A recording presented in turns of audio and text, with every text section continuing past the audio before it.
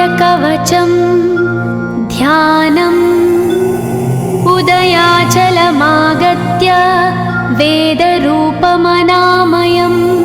तुष्टावपरया भक्ता वालखिल्यादिभिर्वृतं देवसुरैः सदा वन्द्यं ग्रहैश्च परिवेष्टितं ध्यायन् स्तवन् पठन् नाम यः सूर्यकवचं सदा।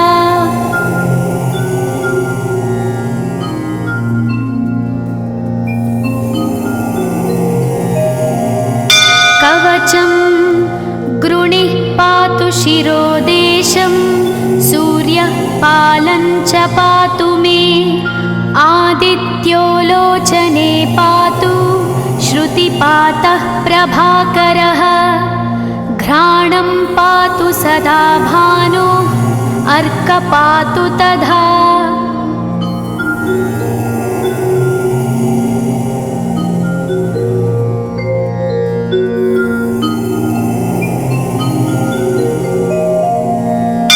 जिह्वं पातु जगन्नाथः कण्ठं पातु विभावसु स्कन्धौ ग्रहपतिः पातु भुजौ पातु प्रभाकरः अहस्करः पातु हस्तौ हृदयं पातु भानुमान्।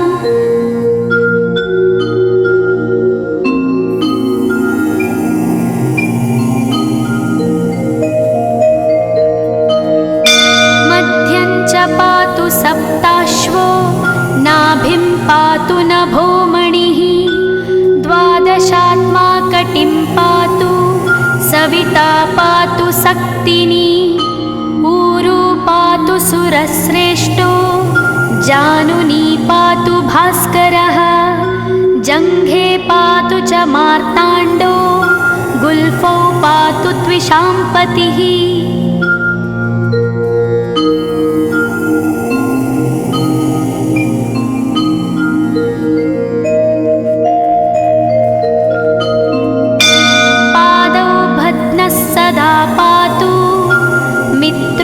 सकलं वपुः वेदत्रयात्मकस्वामिन् नारायण जगत्पते आयतयामं तं कञ्ची द्वेदरूपः प्रभाकरः स्तोत्रेणानेन सन्तुष्टो वालखिल्यादिभिर्वृतः।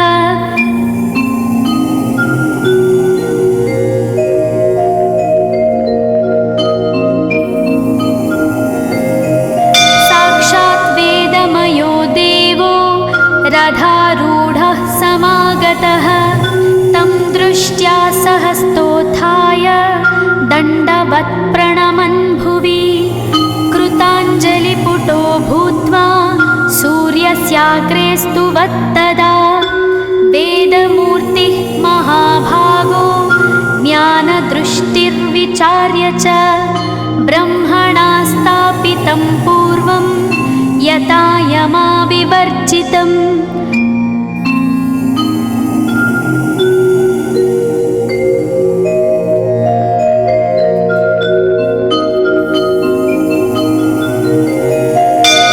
सत्त्वप्रधानं शुक्लाख्यं वेदरूपमनामयं शब्दब्रह्ममयं वेदं सत्कर्म ब्रह्मवाचकम् मुनिमध्यापयामास प्रथमं सविता स्वयं तेन प्रथमदत्तेन वेदेन परमेश्वरः यज्ञवल्क्यो मुनिश्रेष्ठः कृतकृत्यो भवत्तदा।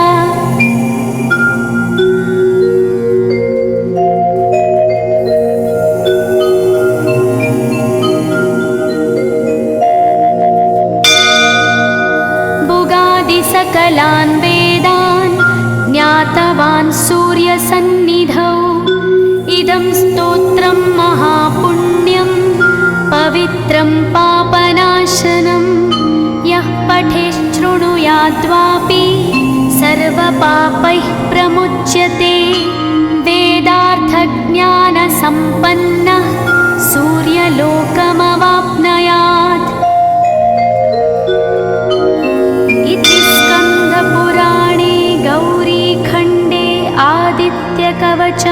सम्पूर्णम्।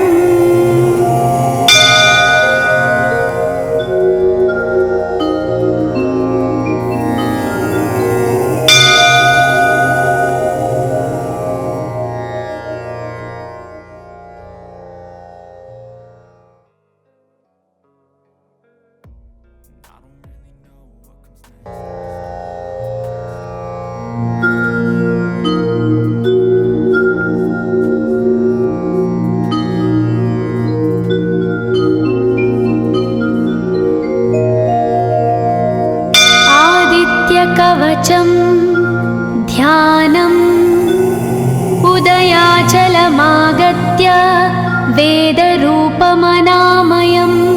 तुष्टावपरया भक्ता वालखिल्यादिभिर्वृतं देवसुरैः सदा वन्द्यं ग्रहैश्च परिवेष्टितं ध्यायन् स्तवन् पठन् नाम यः सूर्यकवचं सदा।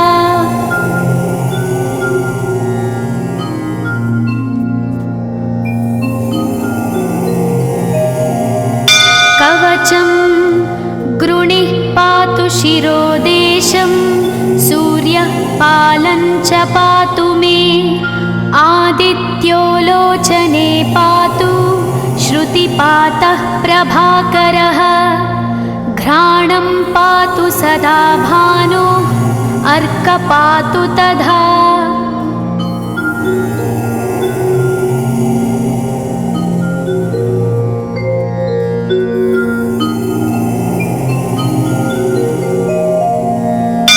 जिह्वं पातु जगन्नाथः कण्ठं पातु विभावसु स्कन्धौ ग्रहपतिः पातु भुजौ पातु प्रभाकरः आहस्करः पातु हस्तौ हृदयं पातु भानुमान्।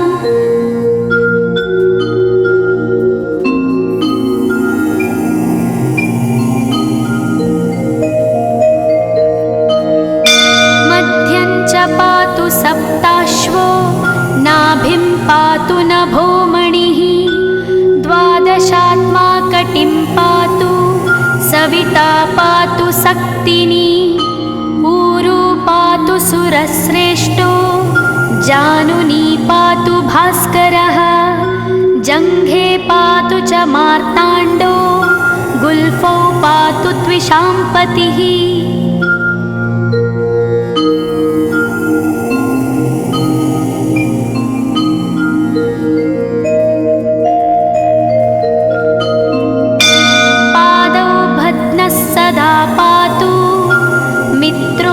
सकलं वपुः वेदत्रयात्मकस्वामिन् नारायण जगत्पते आयतयामं तं कञ्ची द्वेदरूपः प्रभाकरः स्तोत्रेणानेन सन्तुष्टो वालखिल्यादिभिर्वृतः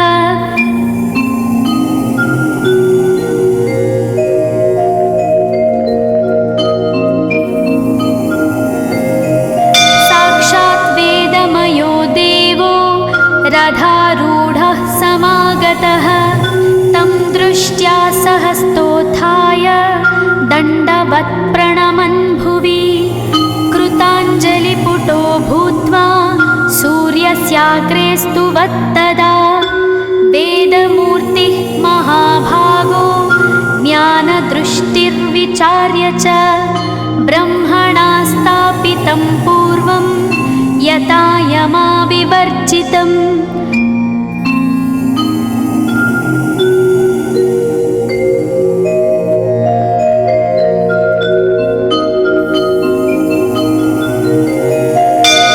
सत्त्वप्रधानं शुक्लाख्यं वेदरूपमनामयं शब्दब्रह्ममयं वेदं सत्कर्म ब्रह्मवाचकम् मुनिमध्यापयामास प्रथमं सविता स्वयं तेन प्रथमदत्तेन वेदेन परमेश्वरः यज्ञवल्क्यो मुनिश्रेष्ठः कृतकृत्यो भवत्तदा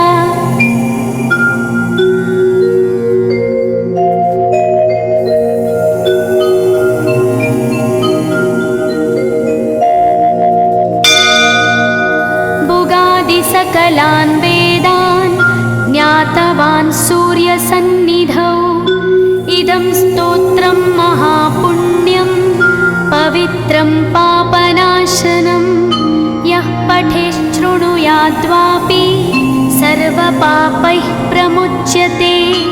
वेदार्थज्ञानसम्पन्नः सूर्यलोकमवाप्नुयात्।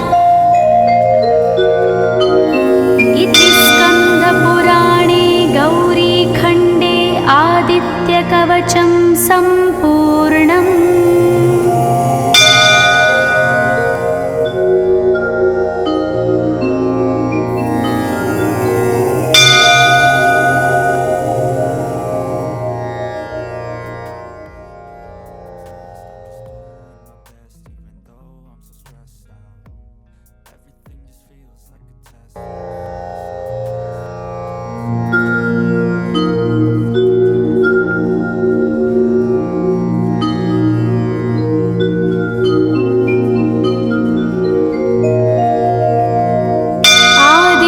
कवचं ध्यानम्। उदयाचलमागत्य वेदरूपमनामयं तुष्टावपरया भक्ता वालखिल्यादिभिर्वृतं। देवसुरैः सदा वन्द्यं ग्रहैश्च परिवेष्टितं। ध्यायन् स्तवन् पठन् नाम यः सूर्यकवचं सदा।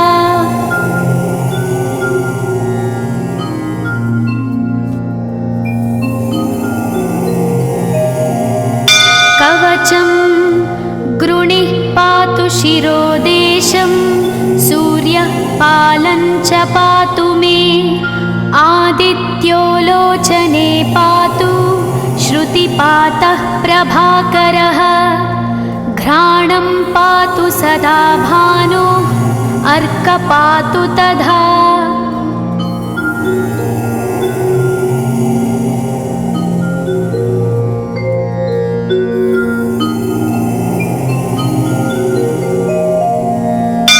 जिह्वं पातु जगन्नाथः कण्ठं पातु विभावसु। स्कन्धौ ग्रहपतिः पातु भुजौ पातु प्रभाकरः। आहस्करः पातु हस्तौ हृदयं पातु भानुमान्।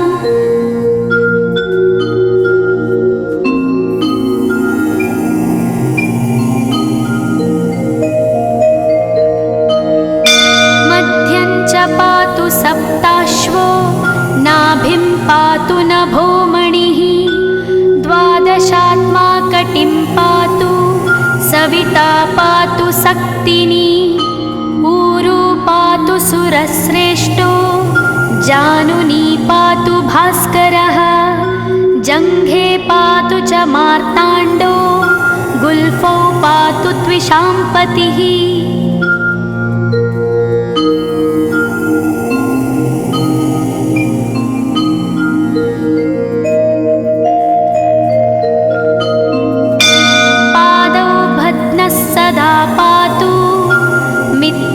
सकलं वपुः वेदत्रयात्मकस्वामिन् नारायण जगत्पते।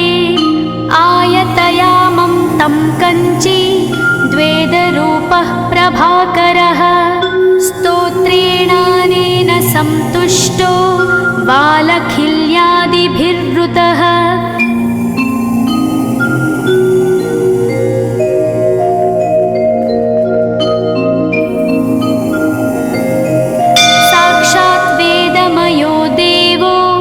रथारूढः समागतः तं दृष्ट्या सहस्तोत्थाय दण्डवत् प्रणमन् भुवि।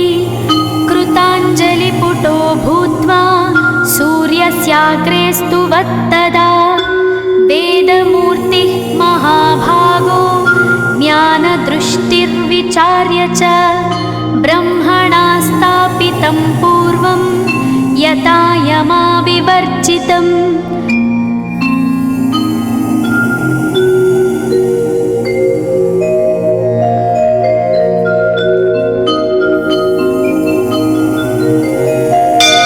सत्त्वप्रधानं शुक्लाख्यं वेदरूपमनामयं। शब्दब्रह्ममयं वेदं सत्कर्म ब्रह्मवाचकम्। मुनिमध्यापयामास प्रथमं सविता स्वयं।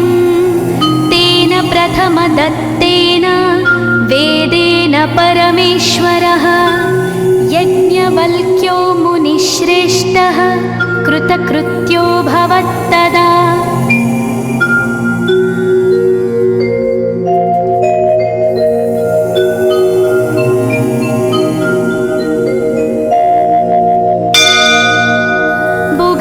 सकलान् वेदान् ज्ञातवान् सूर्यसन्निधौ। इदं स्तोत्रं महापुण्यं पवित्रं पापनाशनं।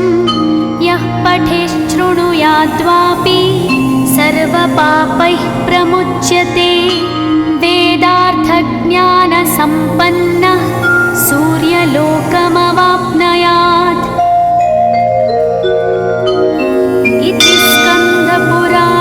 गौरीखण्डे आदित्यकवचं सम्पूर्णम्।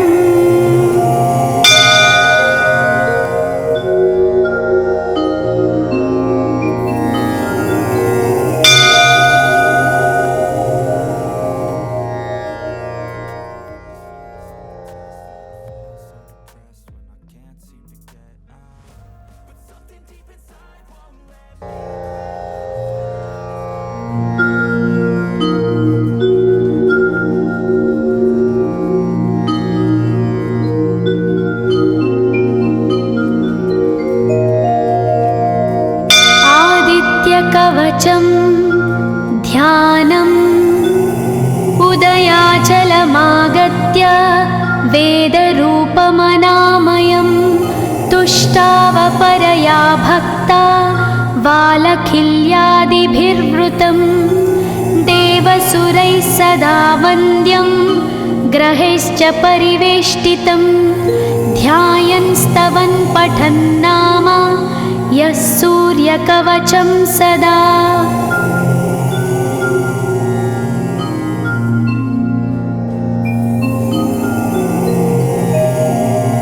कवचं गृणिः पातु शिरोदेशं।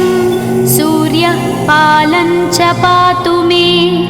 आदित्यो लोचने पातु श्रुतिपातः प्रभाकरः। घ्राणं पातु सदा भानो अर्क पातु तथा।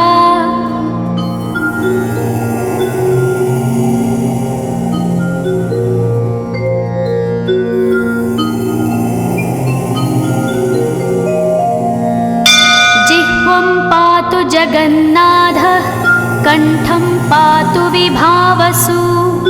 स्कन्धौ ग्रहपतिः पातु भुजौ पातु प्रभाकरः। आहस्करः पातु हस्तौ हृदयं पातु भानुमान्।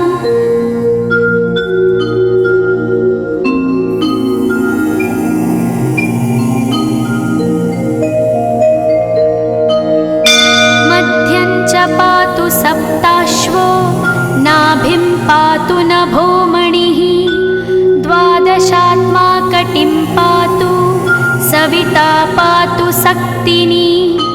ऊरू पातु सुरश्रेष्ठो जानुनी पातु भास्करः। जङ्घे पातु च मार्ताण्डो गुल्फौ पातु त्विषाम्पतिः।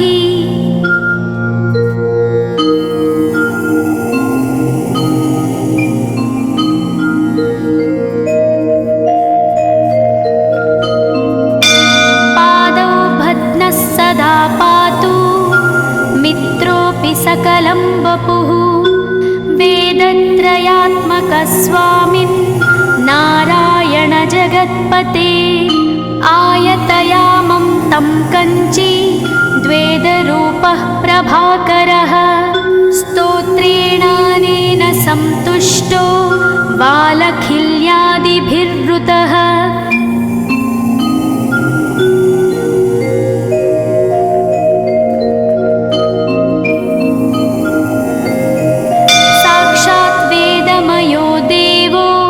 रथारूढः समागतः। तं दृष्ट्या सहस्तोत्थाय दण्डवत् प्रणम्य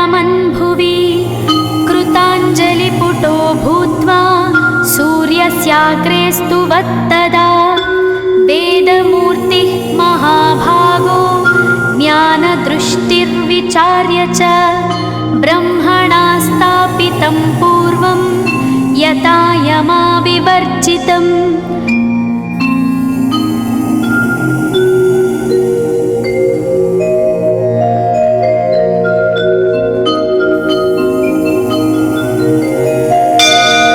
सत्त्वप्रधानं शुक्लाख्यं वेदरूपमनामयं शब्दब्रह्ममयं वेदं सत्कर्म ब्रह्मवाचकम् मुनिमध्यापयामास प्रथमं सविता स्वयं तेन प्रथमदत्तेन वेदेन परमेश्वरः यज्ञवल्क्यो मुनिश्रेष्ठः कृतकृत्यो भवत्तदा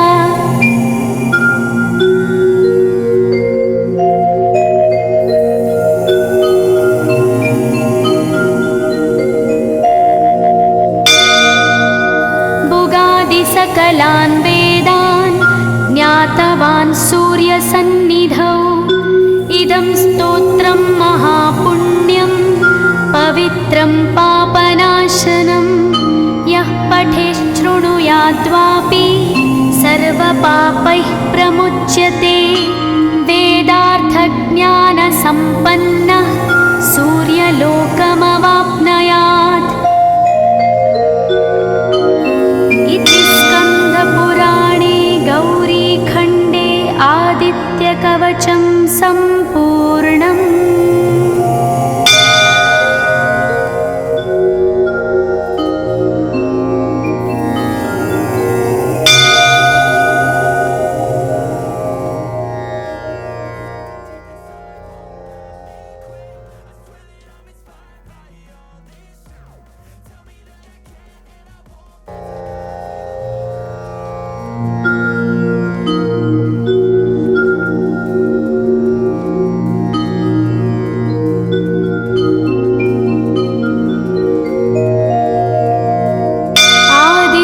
कवचं ध्यानम् उदयाचलमागत्य वेदरूपमनामयं तुष्टावपरया भक्ता वालखिल्यादिभिर्वृतं देवसुरैः सदा वन्द्यं ग्रहैश्च परिवेष्टितं ध्यायन् स्तवन् पठन् नाम यः सूर्यकवचं सदा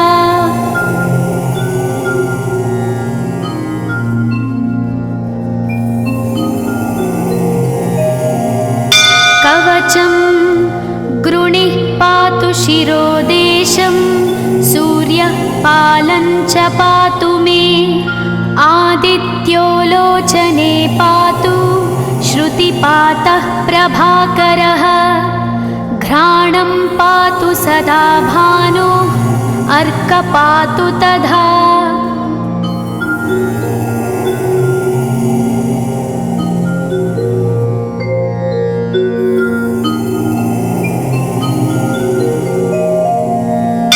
जिह्वं पातु जगन्नाथः कण्ठं पातु विभावसु स्कन्धौ ग्रहपतिः पातु भुजौ पातु प्रभाकरः आहस्करः पातु हस्तौ हृदयं पातु भानुमान्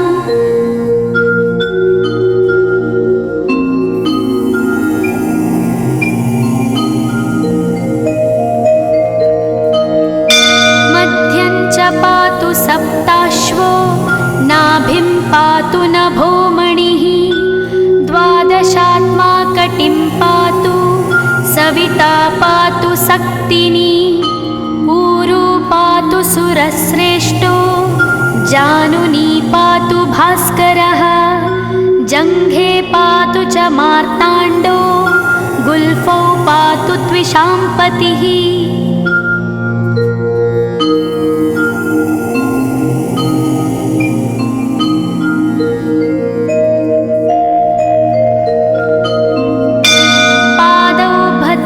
सदा पातु मित्रोऽपि सकलं वपुः वेदत्रयात्मकस्वामिन् नारायण जगत्पते आयतयामं तं कञ्ची द्वेदरूपः प्रभाकरः स्तोत्रेणानेन सन्तुष्टो बालखिल्यादिभिर्वृतः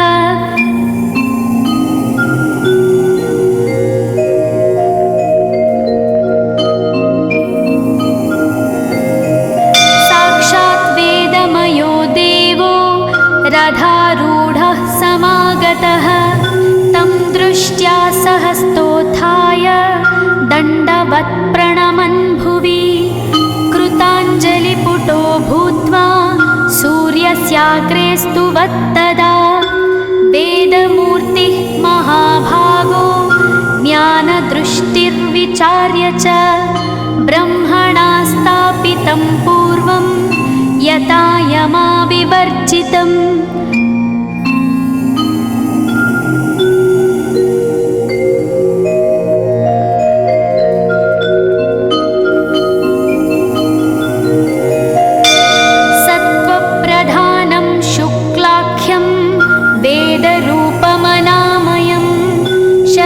ब्रह्ममयं वेदं सत्कर्म ब्रह्मवाचकं मुनिमध्यापयामास प्रथमं सविता स्वयं तेन प्रथमदत्तेन वेदेन परमेश्वरः यज्ञवल्क्यो मुनिश्रेष्ठः कृतकृत्यो भवत्तदा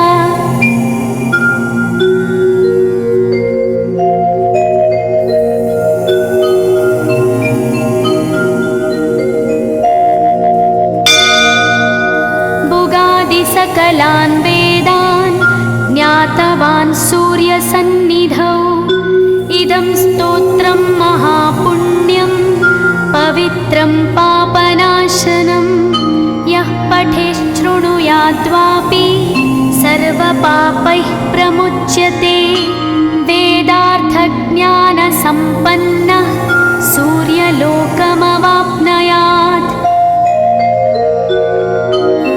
इति स्कन्दपुराणे गौरीखण्डे आदित्यकवचं सम्पूर्णम्।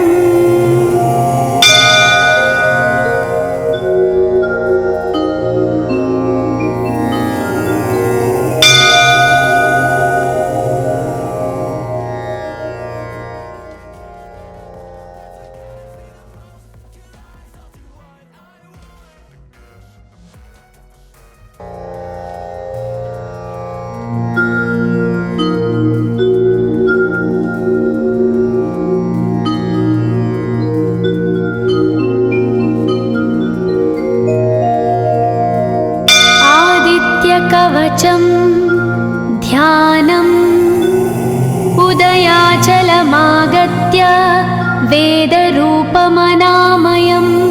तुष्टावपरया भक्ता बालखिल्यादिभिर्वृतं देवसुरैः सदा वन्द्यं ग्रहैश्च परिवेष्टितं ध्यायन् स्तवन् पठन् नाम यः सूर्यकवचं सदा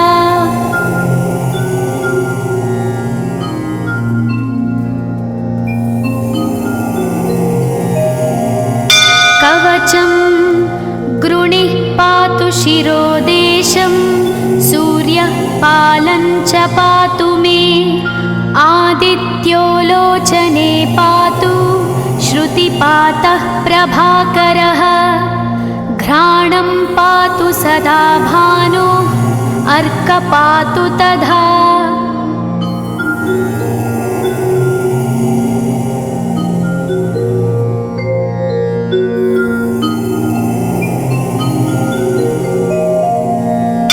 जिह्वं पातु जगन्नाथः कण्ठं पातु विभावसु स्कन्धौ ग्रहपतिः पातु भुजौ पातु प्रभाकरः आहस्करः पातु हस्तौ हृदयं पातु भानुमान्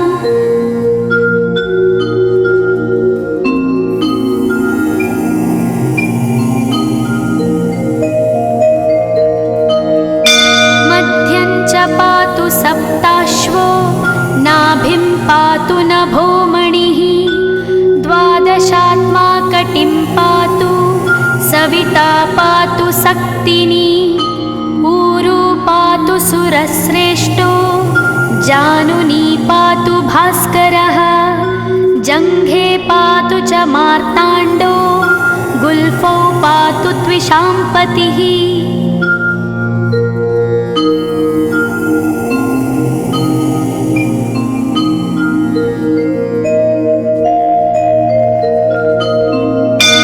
पादौ भद्नः सदा पातु मित्रोऽपि सकलं वपुः वेदत्रयात्मकः स्वामिन् नारायण जगत्पते आयतयामं तं कञ्ची द्वेदरूपः प्रभाकरः स्तोत्रेणानेन सन्तुष्टो बालखिल्यादिभिर्वृतः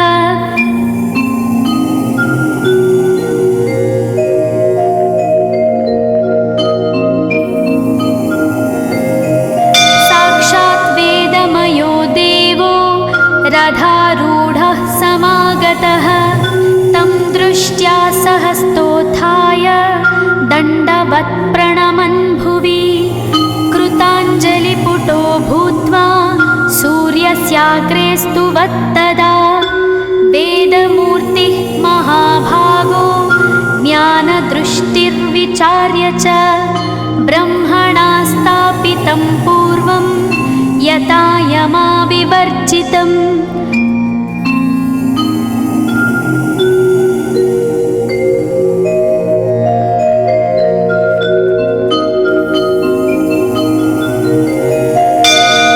सत्त्वप्रधानं शुक्लाख्यं वेदरूपमनामयं शब्दब्रह्ममयं वेदं सत्कर्म ब्रह्मवाचकम् मुनिमध्यापयामास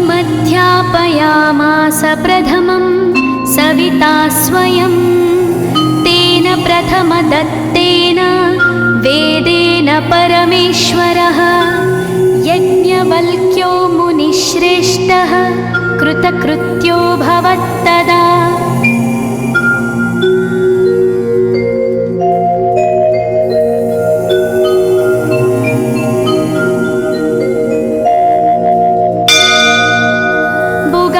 सकलान् वेदान् ज्ञातवान् सूर्यसन्निधौ इदं स्तोत्रं महापुण्यं पवित्रं पापनाशनं यः पठेच्छृणुयाद्वापि सर्वपापैः प्रमुच्यते वेदार्थज्ञानसम्पन्नः सूर्यलोकमवाप्नुयात्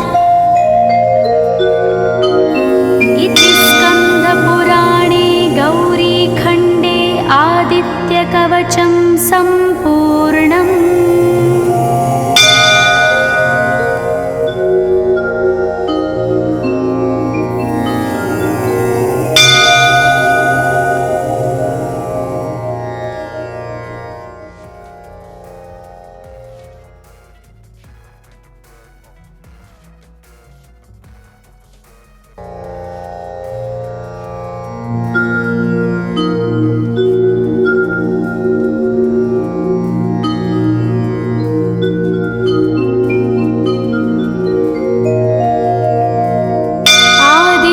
कवचं ध्यानम् उदयाचलमागत्य वेदरूपमनामयं तुष्टावपरया भक्ता बालखिल्यादिभिर्वृतं देवसुरैः सदा वन्द्यं ग्रहैश्च परिवेष्टितं ध्यायन् स्तवन् पठन् नाम यः सूर्यकवचं सदा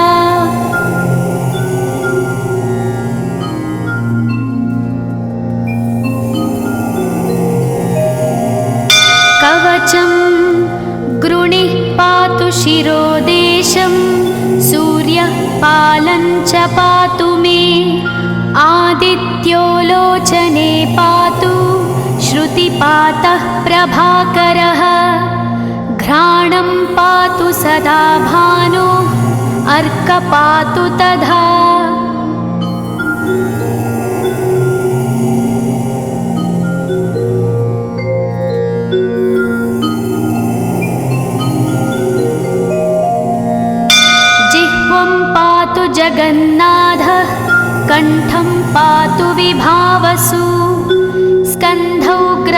पतिः पातु भुजौ पातु प्रभाकरः अहस्करः पातु हस्तौ हृदयं पातु भानुमान्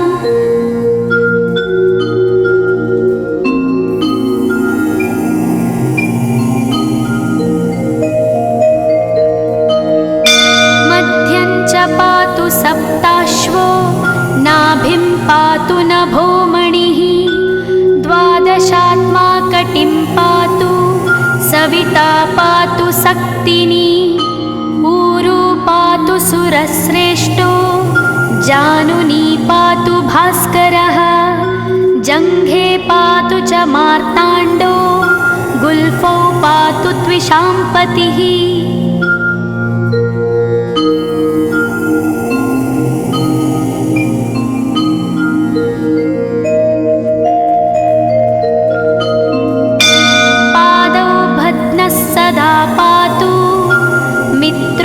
सकलं वपुः वेदत्रयात्मकस्वामिन् नारायण जगत्पते आयतयामं तं कञ्ची द्वेदरूपः प्रभाकरः स्तोत्रेणानेन सन्तुष्टो वालखिल्यादिभिर्वृतः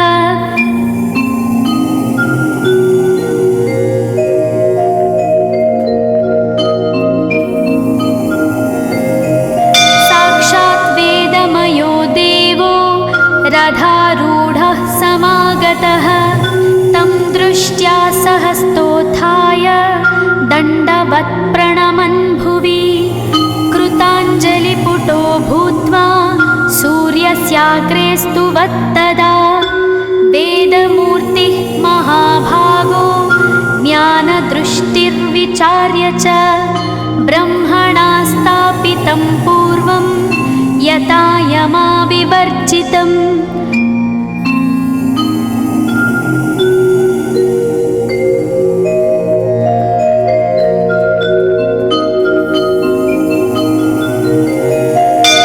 सत्त्वप्रधानं शुक्लाख्यं वेदरूपमनामयं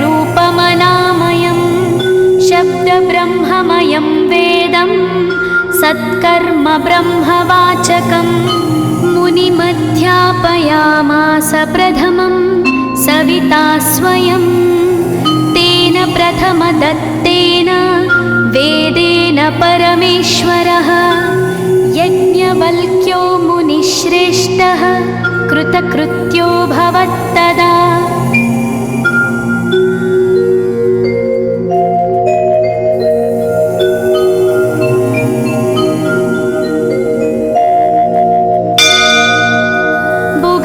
सकलान् वेदान् ज्ञातवान् सूर्यसन्निधौ इदं स्तोत्रं महापुण्यं पवित्रं पापनाशनं यः पठेच्छृणुयाद्वापि सर्वपापैः प्रमुच्यते वेदार्थज्ञानसम्पन्नः सूर्यलोकमवाप्नुयात्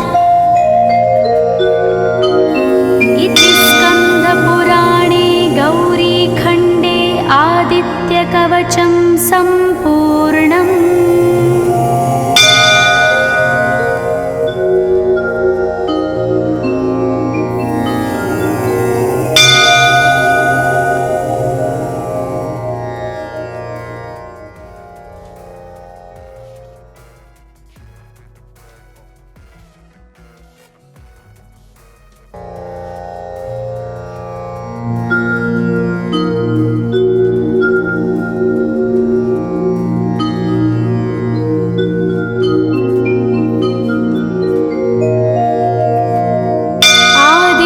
कवचं ध्यानम् उदयाचलमागत्य वेदरूपमनामयं तुष्टावपरया भक्ता वालखिल्यादिभिर्वृतं देवसुरैः सदा वन्द्यं ग्रहैश्च परिवेष्टितं ध्यायन् स्तवन् पठन् नाम यः सूर्यकवचं सदा।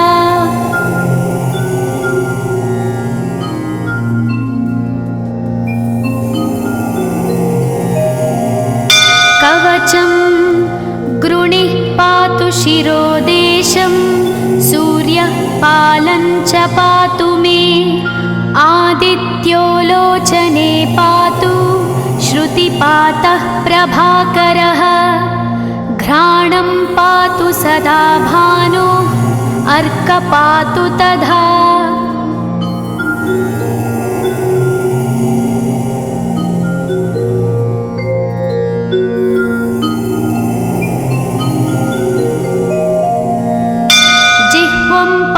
जगन्नाथः कण्ठं पातु विभावसु स्कन्धौ ग्रहपतिः पातु भुजौ पातु प्रभाकरः अहस्करः पातु हस्तौ हृदयं पातु भानुमान्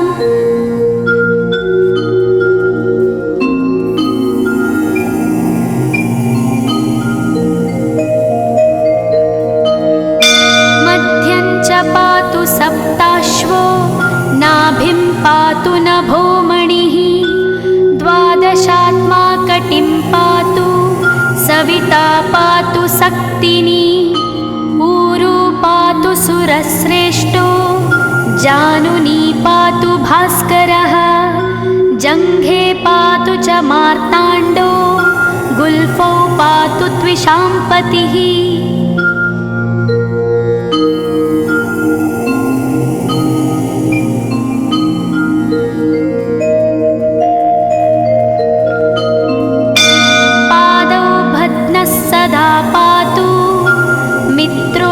सकलं वपुः वेदत्रयात्मकस्वामिन् नारायण जगत्पते आयतयामं तं कञ्ची द्वेदरूपः प्रभाकरः स्तोत्रेणानेन सन्तुष्टो बालखिल्यादिभिर्वृतः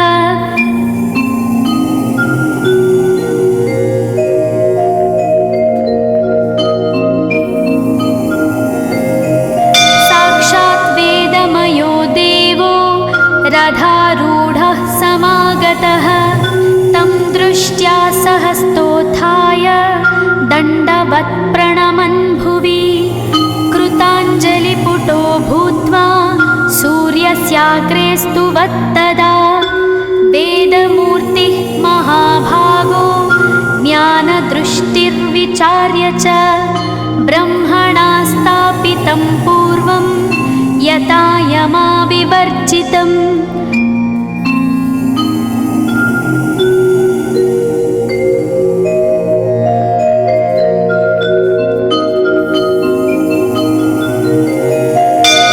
सत्त्वप्रधानं शुक्लाख्यं वेदरूपमनामयं शब्दब्रह्ममयं वेदं सत्कर्म ब्रह्मवाचकम् मुनिमध्यापयामास प्रथमं सविता स्वयं तेन प्रथमदत्तेन वेदेन परमेश्वरः यज्ञवल्क्यो मुनिश्रेष्ठः कृतकृत्यो भवत्तदा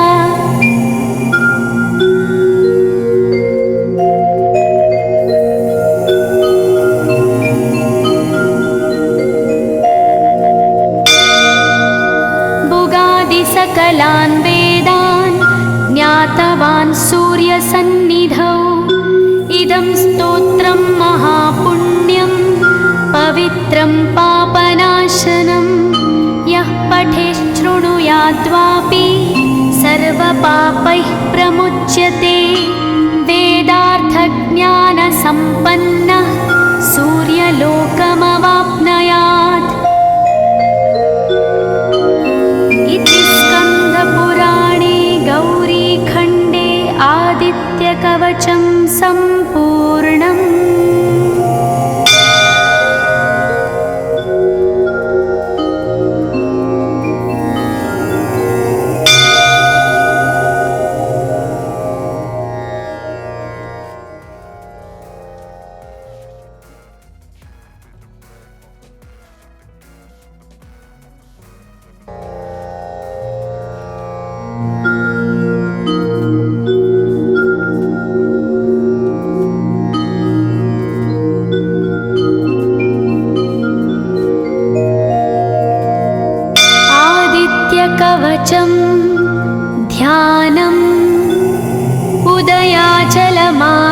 आदित्य वेदरूपमनामयं तुष्टावपरया भक्ता वालखिल्यादिभिर्वृतं देवसुरैः सदा वन्द्यं ग्रहैश्च परिवेष्टितं ध्यायन् स्तवन् पठन् नाम यः सूर्यकवचं सदा।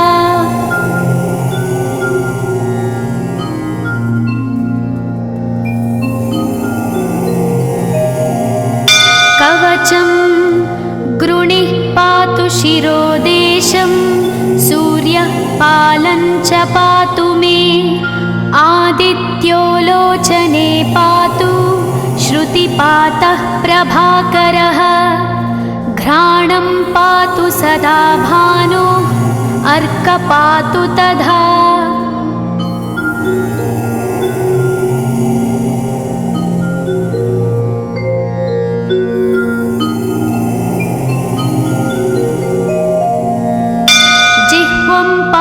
जगन्नाथः कण्ठं पातु विभावसु स्कन्धौ ग्रहपतिः पातु भुजौ पातु प्रभाकरः आहस्करः पातु हस्तौ हृदयं पातु भानुमान्।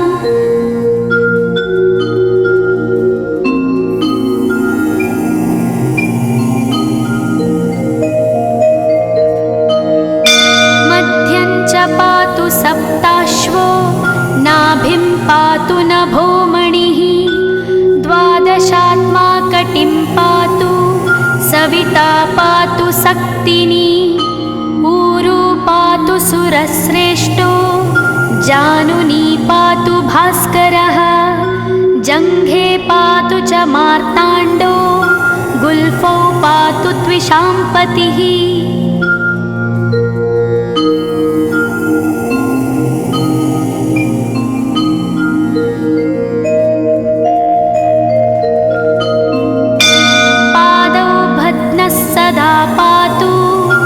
मित्रोऽपि सकलं वपुः वेदत्रयात्मकस्वामिन् नारायण जगत्पते आयतयामं तं कञ्ची द्वेदरूपः प्रभाकरः स्तोत्रेणानेन सन्तुष्टो वालखिल्यादिभिर्वृतः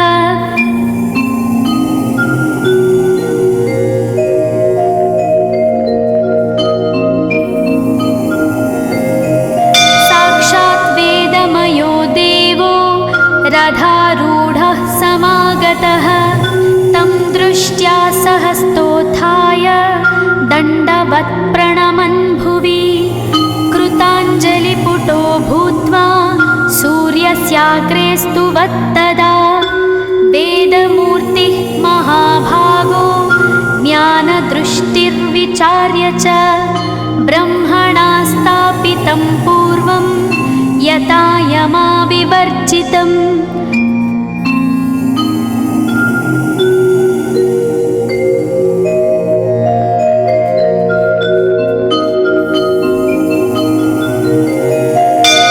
सत्त्वप्रधानं शुक्लाख्यं वेदरूपमनामयं शब्दब्रह्ममयं वेदं सत्कर्म ब्रह्मवाचकम् मुनिमध्यापयामास प्रथमं सविता स्वयं तेन प्रथमदत्तेन वेदेन परमेश्वरः यज्ञवल्क्यो मुनिश्रेष्ठः कृतकृत्यो भवत्तदा।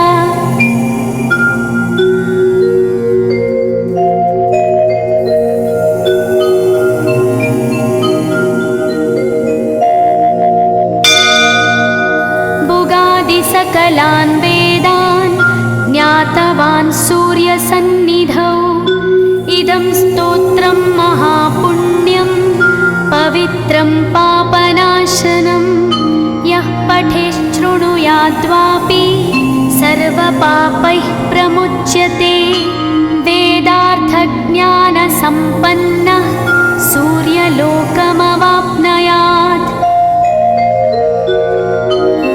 इति स्कन्दपुराणे गौरीखण्डे कवचं सम्पूर्णम्